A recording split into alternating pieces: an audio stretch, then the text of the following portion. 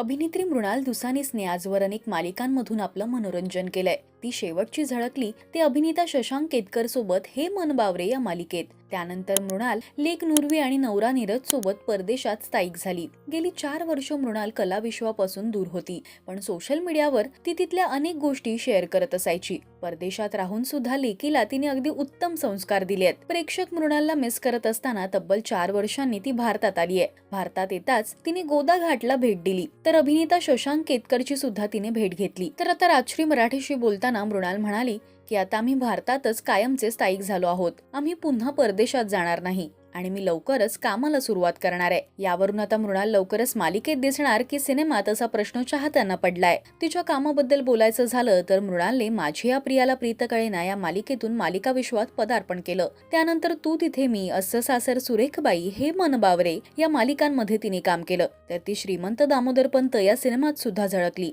तुम्ही मृणालला पुन्हा एकदा कलाविश्वात पाहण्यासाठी उत्सुक आहात का? हे आम्हाला कमेंट्स मधून नक्की सांगा. मराठी सिनेविश्वातील बातम्या, अपडेट्स आणि गॉसिपसाठी तुम्ही सबस्क्राईब करा राजश्री मराठी.